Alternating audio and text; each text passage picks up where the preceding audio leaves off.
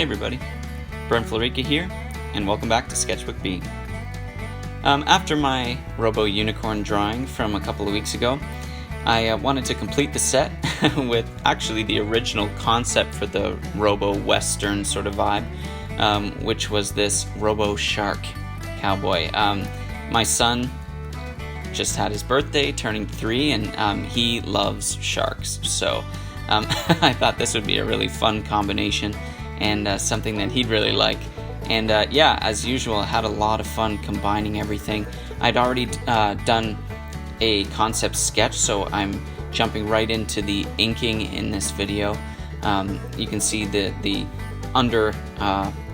underlines there of the original rough sketch that I made in my sketchbook, and it just happened to be one of those situations where I quickly roughed something out, but I really liked the way it turned out. So I thought, you know what, instead of doing a few different layers of rough pencils before I do the inking all digitally, I would just bring this in to Sketchbook Pro, underlay it, and you know, kind of fade it out a little bit so I could just draw over top and go right into my finished inking. And I thought that actually worked pretty well for this. What I've been learning as I've kind of tried to get more of a handle on digital is that, you know, I'm trying to focus on drawing digitally the way that I would draw traditionally. You know, as far as my hatching goes and my line work and stuff like that, paying attention to, you know, line thickness and all of the things that I pay attention to when I'm using just regular pens, you know, and to try and kind of replicate that when I do digital, so that whether I'm using real pens or my digital stylus, the end result looks the same. It looks identifiable as something that I've done. So that's something that I've been kind of pushing towards more, and definitely with this one, and also with the Robo-Unicorn as well, I was, you know, trying to kind of be more conscious of doing that. Yeah, this was a really fun process. You know, it was a challenge for this one to get the perspective right and try and, you know, get things looking like they're from the right angle. What I'm going for with this one, the way I always envisioned it, was a little bit different from the Robo-Unicorn. It's not necessarily the characters as part of a scene, but it's more of like a kind of classic Western vibe, where I almost picture like these characters about to enter some, you know, small town in the middle of nowhere, and, you know, someone's looking down at them from, you know, some second floor window of a building as the sun is casting this long shadow behind them late in the day. You know, I really wanted to push the drama with this one, so as you can see, I'm laying in this really dramatic long shadow. You know, and this is something I don't really normally do with my stuff, but I wanted to try it out. I've seen a few pieces by various artists lately that really like to push the intense shadow and use a lot of black. And while it's not something I normally do, I really do like that look, and so I wanted to give it a try with this one and, you know, push myself, try something new, and really kind of go for something dramatic with really heavy shadows in places. And then have ultimately the light source coming from kind of top right, you know, adding a bit of sort of rim lighting on that side in the end. So here I'm just, yeah, I've got most of the line work done. Now I'm just kind of working on various rendering bits here, you know, adding in the dramatic, you know, thick black shadow on the sort of bottom left side of things, and adding some just kind of detail hatching and stuff just to give a bit more texture to the Robo-Shark itself. Part of me wants to try and use this character, you know, or even the Robo-Unicorn in a bit of a mini comic as kind of a way to practice the art of making comics, and if, you know, with something a little bit less involved than a 22-page, you know, full-size comic book. I don't know if anybody would be interested in that, but let me know in the comments below if you think that'd be something you'd want to see.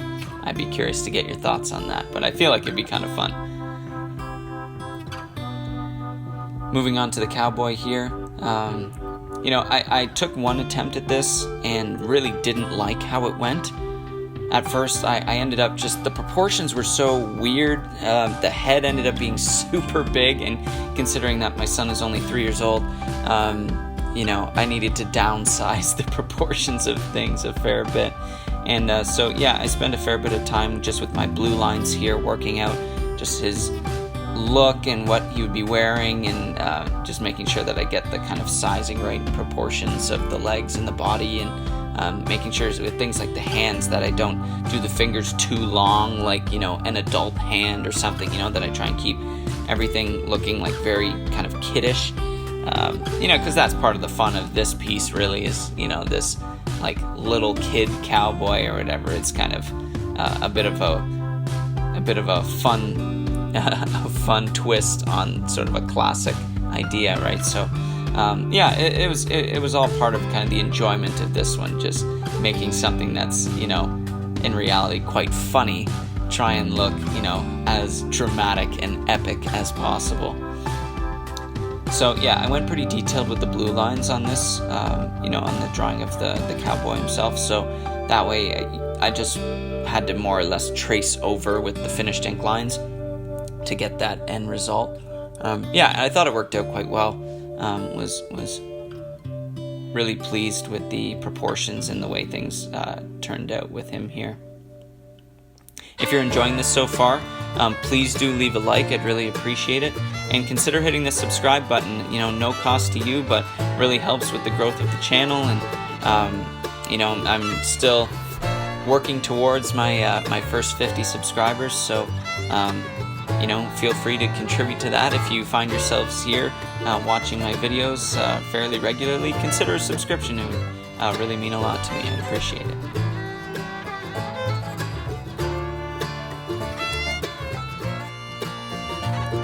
Cowboy hats, I find in this video and the last one, are quite tricky. There's a lot of shapes going on in a cowboy hat, and yeah, it gave me a little bit of trouble for sure. But I relied heavily on the classic adage, when in doubt, black it out.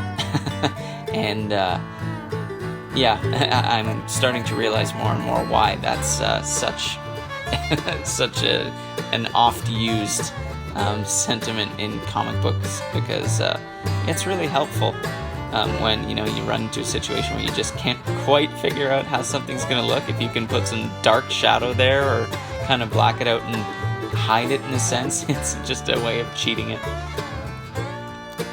The first time I drew this little guy, I drew him actually way too small, so I had to scale him up, but because my shadows were on a different layer, I had to scale that up too, so that was kind of a bit of a goofy situation there, but just putting in the final shadowing on his face, and yeah, really happy with how this turned out. And then yeah, the last thing to do really is just add in his shadow on the ground. And well, these shadows I know aren't exact.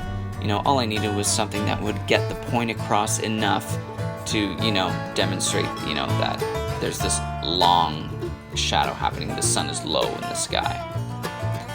And then, yeah, then came the kind of final stage. I wanted to do something a little more stylistic with this one. So I wasn't going for, you know, color accuracy or anything. I just wanted to wash the whole thing in like a yellowy orange. I always kind of envisioned it yellow, like kind of the sand sort of color. And then from the top right have this sort of orangey reddish light source. And I started with that. And, you know, you can see me here just laying in sort of some, with a soft airbrush, this sort of glow of the orange, and then making sure that, you know, around the sort of top right edges, that would be kind of the most intense orange as I do that, and then kind of blending it in and fading it as it moves away from those edges. But after doing that, I thought, you know what, it still needs a little something, so I started playing around with different gradients in the background until I settled on one that I thought was pretty effective at achieving this sort of glow from the top right look, and I was really happy with the result. I love this piece, and I really hope you all enjoy it too. I think I will put this one up on my Redbubble store, so feel free to check that out if you want, as well as any of my other pieces, and thanks for watching.